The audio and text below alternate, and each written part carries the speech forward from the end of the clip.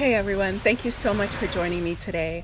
I want to start by first saying a big thank you to all of you who gave me such love and so much beautiful feedback about the recent video I did about my feelings on the state of the world, on climate change, and on being the change, as I called it.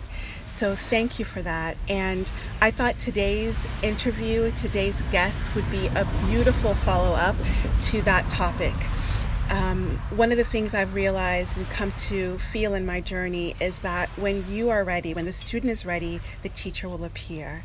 There's such wisdom to that saying, and our teachers come in all forms. I've been working on up-leveling my kindness and lightness of footprint on this earth, and our time in Kopangan has been blessed by meeting these two beautiful people.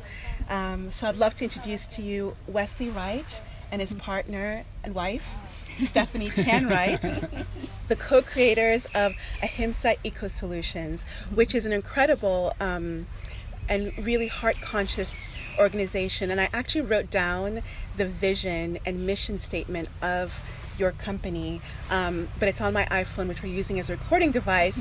But what I loved about what I read there was the idea of creating a cleaner planet for us and our children. That so resonated with me, and the idea of living more and more in harmony with one another and with the planet by practicing a zero-waste lifestyle. So let's get into it. Okay. So the first question I have for you all is a little bit about your story. I think we really resonate with each other and other humans, in terms of our stories. So I'm curious to know what led you to creating Ahimsa Eco Solutions. How did that passion get ignited? Well, I've always had that passion. I mean, ever since a child, I was always very concerned about the environment, and I think that really arose from my mom. She was always just composting from the get-go, organic gardening, reusing packaging and ice cream tubs, just for all purposes. But what really happened for us was Steph and I were traveling in Mexico, and we also then continued our travels to Southeast Asia. And we just found that wherever we went, whether it was heavily traveled by a lot of people and tourists and locals, or just beaches that were isolated and federally protected, they were just strewn with plastic waste. I mean, there was one beach we went to that rarely saw any people, and it was just completely covered with plastic. There was nowhere that you could sit without there being plastic that you'd be resting on. I can send you a picture of that. Yeah. It was really shocking. Like, I think I was in tears at seeing like the amount of plastic that just completely covered the beach. And we took a trip to another small little town close by that was in a place that most people couldn't really get to very easily. And that town itself was covered in plastic as well, too, just from being washed up from the ocean. So that really moved us to want to do something about it. Amazing. Yeah. Now, this might seem like such a silly question, but I'm a big fan of answering silly questions because many of us have them. And which doesn't make them silly. No. Right? Which is that, okay, apart from the aesthetics of seeing Mama Nature just strewn with plastics, how does plastic affect our environment? I know we could go into a long, but just briefly. And what is the relationship towards plastic production and usage to climate change? Great Okay, question. wow, we have only 15 minutes for the I whole know interview. it, We could spend 15 days talking about this. Okay, so I'll try to keep this fairly short. Thank you. So plastic has tremendous impact environmentally as well as personally to humans. So it's environmental health and human health. For environmental health, plastics require fossil fuels. They're petroleum based. You have bioplastics, but we can't get into that now. And so they're petroleum based. It takes a lot of fossil fuels for that. That contributes to climate change by their burning, their oxidation that releases carbon dioxide in the air. But then at the end of life, you have a tremendous amount of waste. Plastic has been very appealing because it's lightweight, it's durable, it's waterproof, it's cheap to manufacture. And that's all good from the supplier and the producer side. As consumers, a lot of the plastic we generate is single use. So we're using straws for a few minutes at a time. We throw them out and they last for decades to even centuries to break down. So there's that environmental persistence. But it's important to recognize that plastic never breaks down, it only breaks up. So there are very few organisms that can actually digest plastic. Even then, it's very specific types of plastic, very specific organisms. So on the whole, most plastic, when you put it out, doesn't break down. It only breaks up. It requires sunlight, wind, or force by currents, for example. So it breaks up into smaller and smaller pieces, fragments. We often hear the term microplastics. Microplastics are defined as any fragment of plastic 5 millimeters or smaller in size. So what that means is, as plastic continues to be broken down by these forces, then it gets smaller and smaller. Why does that impact us? Because organisms and microorganisms start to consume this. They can misperceive it as food, and even on a large scale, plastic bags look a lot like jellyfish. And so sea turtles will consume that. Whales can consume this, but right down to zooplankton and phytoplankton. So they'll consume this, and then they in turn get consumed by larger organisms. Shrimp get consumed by fish, get consumed by predatory fish, get eaten by us. And as it works its way up the food chain, then the microplastics get more and more concentrated in the human body. That is also a concern. One, it's not food, even though it's being consumed as food. Two, plastic by its very nature attracts other toxins and chemicals. They're going to effectively piggyback onto that plastic, and then when they get consumed, the organism that consumes them takes in those toxins as well. And so you can maybe talk a bit more about that if well, as wish. a medical doctor, Tumi. Well, yeah, of course. I've actually Yes. talked about microplastics on this channel, and so I wanted to, so thank you for, that was so well done, so brief but like thorough, so thank you. And you know, we've talked about microplastics on this channel as being one of the biggest problems for it in the human body. Is that they're endocrine disruptors. So we see a huge issue both in men and women with all these health problems due to hormonal imbalance that are coming from microplastics that get concentrated in our system.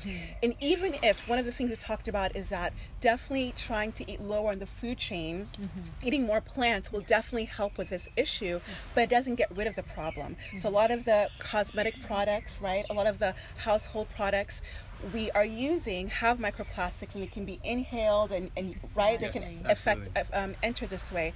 So one thing I love about what you're sharing is that it reminds us of the correlation, the connectedness between our health and nature's health. We are nature. I always say this on this channel. We are nature. So what's good for Mama Earth is usually good for us, and vice versa. Absolutely right. And also, just a quick thing to piggyback on what Wes said is that there's now research being shown that as plastics start to break up into smaller and smaller pieces, they also release methane gas, which further exacerbates the climate change issue. So it makes sense. And maybe piggybacking onto that, then with marine life. We could go on for days. Yeah, we could. But with marine life, as it's being impacted by plastics, microplastics, even macroplastics, so on the scale of sea turtles, whales consuming it, you also have entanglement. And so a lot of the fishing nets that are generally nylon-based, fish and other marine life will get caught in that and die. But as we see the degradation in the marine environment, then what is it, approximately 50%, so almost half of all the oxygen produced in our atmosphere is because of ocean life. So as we impact the marine life in the oceans, then we're now starting to decrease the amount of oxygen being released. And so that's going to have an impact on atmospheric CO2 levels, which directly impacts climate change. It's all a symbiotic ecosystem that, exactly as you beautifully said to me, like we can't exist without each other and without the environment, without us. Thank you so much, both of you, for those explanations. So helpful. So it's clear why plastics are a problem, hopefully now. And then I guess the next thing to dive into is, can we make a difference? I know that I made that last video around Be the Change because a beautiful sister in our community reached out and just, I think she felt a sense of hopelessness around climate change. Like, can we make a difference? You know, Wes, I know on your website you posted a wonderful blog, and I will leave a link to that blog in the description box down below about things that we can do to reverse climate change. And you talked about addressing it or diving it or leaning into it, I like to say, from different levels of how active one can be, whether it's through food, transportation. Let's stay with plastics for a second. Okay. What are some ways that people could lean in on different levels to reducing plastic waste practically that would make a change? Can we make an impact? And maybe a couple of practical ways on doing that. Did you want to? Well, I just wanted to just very quickly say that that's the whole reason why we started Ahimsa Eco Solutions, and we wanted to have the word solutions Yes. in the name, because we felt exactly like this person in your community, and I think all of us have like this sense of just hopelessness and just feeling like, I'm just one little person, what can I do? And we realized that that hopelessness could be as detrimental to the environment. So we wanted to just start this company to provide solutions. And so we came up with just really simple things that we could do that really can make a really huge impact. And I think Wes will talk about some of the impact that carrying your own like spark with you, carry your own little straw. Yes. So Wonderful. So that's why we started our company. Thank you. Yeah, it's very easy to be extraordinarily disempowered with the news that's out there. I mean, we hear about this irreversible direction that we've gone with respect to climate change, all that's happening in the world, environmentally, socially, politically, et cetera, et cetera. And there's just this torrent of terrible news. And it's very easy to kind of feel hopeless and helpless about it. But again, with what Steph was saying, we want to identify the solutions or like issues that are facing us and provide solutions for that. And where we're starting is single-use plastic. So that ties in directly with what you're saying. So there is a correlation between plastic use, plastic waste, and climate change. And then what can we do? Well, absolutely, government and industry have parts to play in this. We can influence that, but if we're not in those fields and we're not able or willing to kind of reach out to those in the fields to help influence them on a day-to-day basis as consumers, we can do a great deal. There are two terms. One is boycott, which most people are familiar with. Boycotting is choosing to refuse to support companies that you don't endorse. So you're refusing to get the products or services from them because you don't agree with that company for whatever reason. Their policies, their products, like human rights abuses, etc. So that's boycott. But there's also buycotting, B-U-Y-cotting, and that's choosing to support companies that you want to support by buying their products or supporting their services.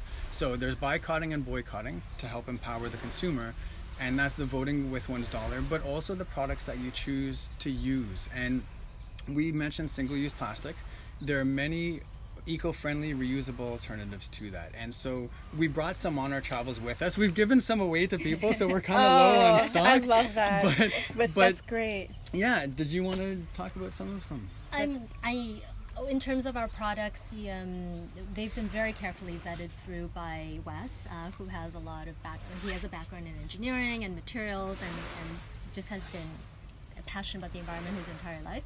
But most of our products have been selected because they are repurposed, upcycled, made from reclaimed waste materials, and biodegradable, for example. These are all from upcycled Mayan fabrics that have been previously used as these, skirts and blouses and prayer shawls. We've transitioned, some of our products were initially, our spark was made from virgin materials because we just had to start somewhere, but we're now transitioning to reclaimed wood, organic cotton, for example. So we do our best to infuse our products with love and consciousness. But going back to, I think, what we've just talked about, the first step is to actually care. We need to care. We don't often need a lot of things to be happy. I'm so inspired by Tumi and her partner Zari. Just how they just live from this one suitcase. We're not quite there yet. No. but you know, I lived for many years of my life as a yogi on this beautiful island in Koh Phangan, where I really had nothing, and I've never been happier. So the things that I choose to keep really have meaning and purpose to me. I love that you just said that, because a lot of times we think about what can we do for the environment, and we can also say, well, we know that reducing plastic is good for the environment and it's good for my health. But one thing I think that doesn't get talked about enough about being more zero waste, about having a lighter footprint, about doing this, is that how much fun it can be.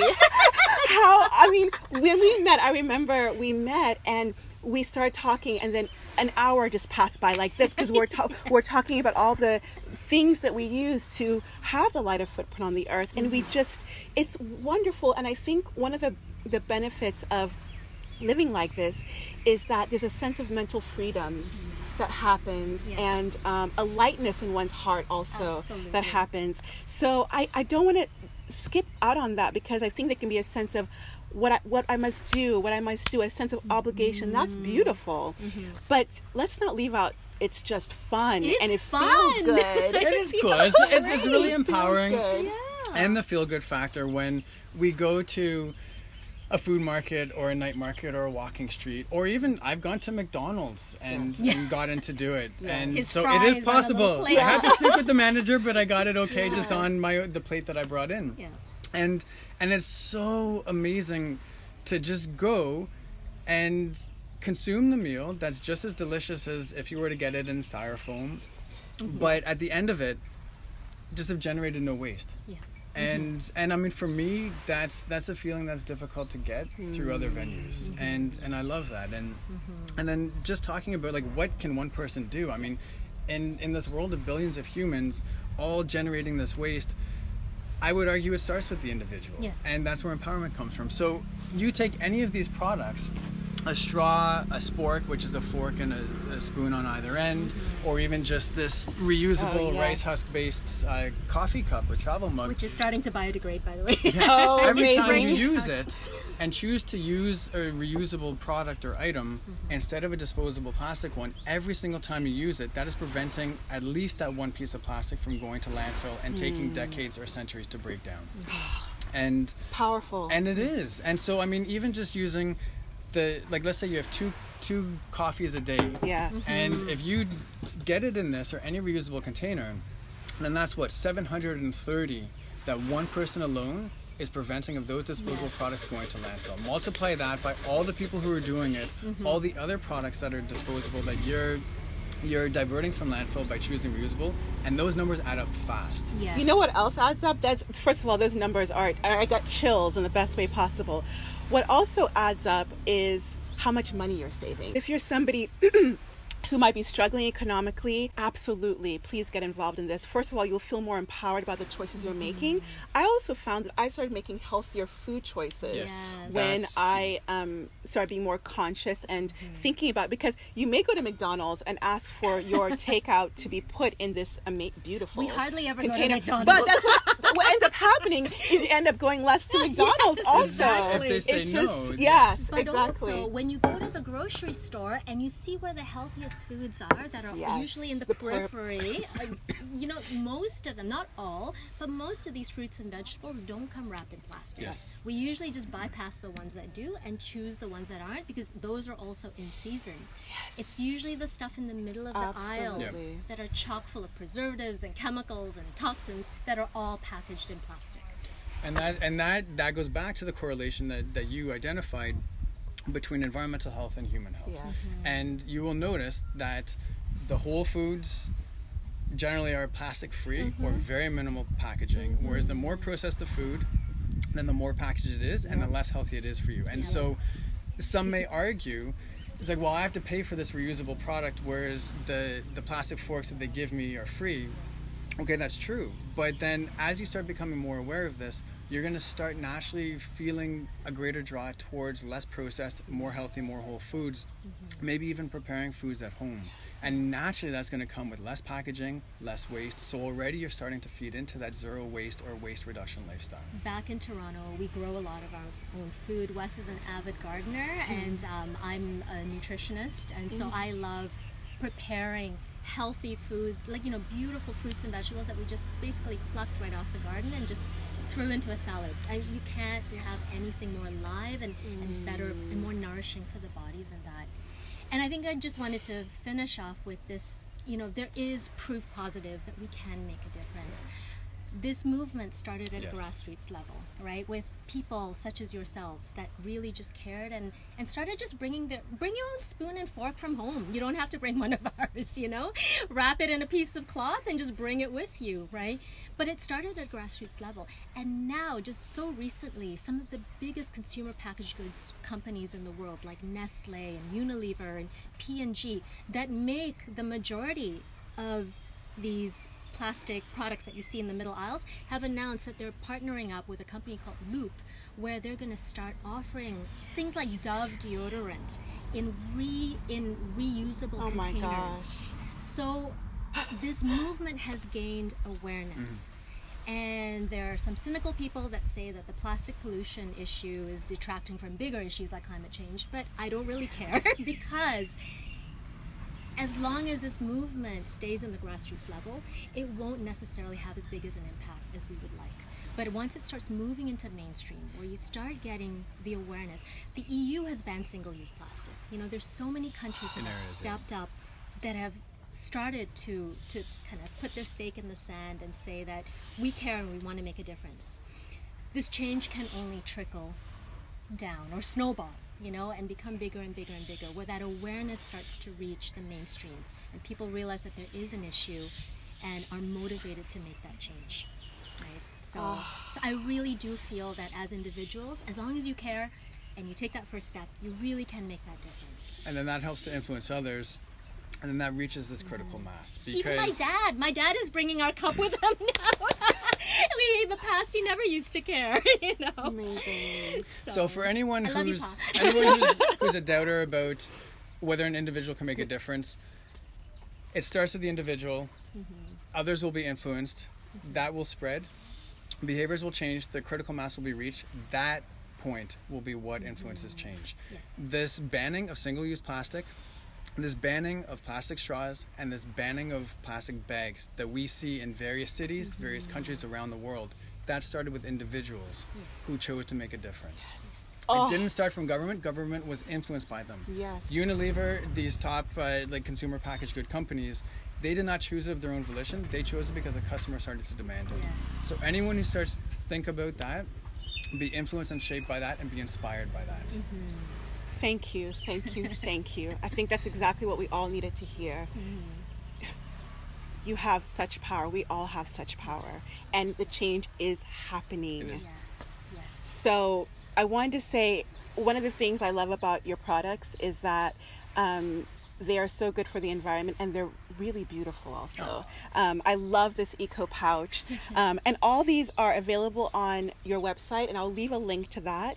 And for any of you who are interested, please get over there. There is a 10% discount for you if you use the promo code, and I'll put that down below in the description box. So I wanted to end by just acknowledging one thing I really loved about your company is you're creating these products, but you also do consulting for organizations to help them make better environmental choices. So I just also want to say, for any of you who are watching who are in organizations or running small organizations too, and are looking for that support and looking for consultation work, can they reach out to you around that also? Absolutely. I love that you're doing that.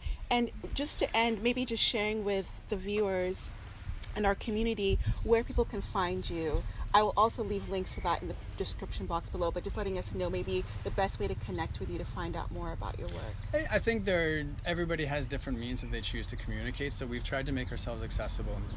You have the website, ahimsaeco.com. There is a contact us page there. There's also Instagram and Facebook as well, which we have links to on the website. Perfect. We're very active on Instagram, and we like to post a lot of our own personal stories of how we live.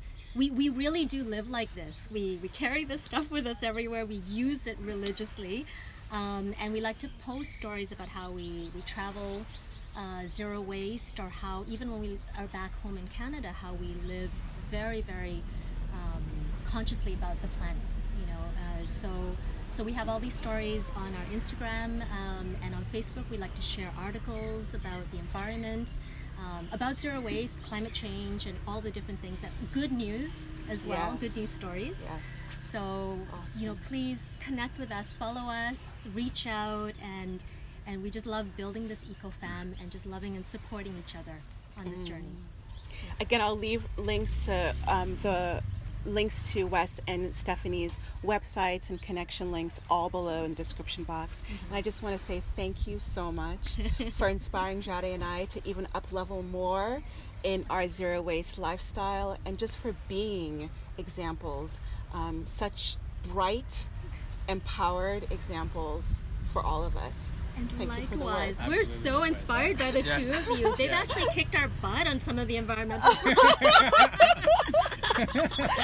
we all inspire And we one feed it another. off of each Yes, other. Absolutely. yes. Yeah. Yes, yes. Much love. We send all of you love from beautiful Kopangan, wherever in the world you are. Be the change. And thank you for watching. Yes. Yes.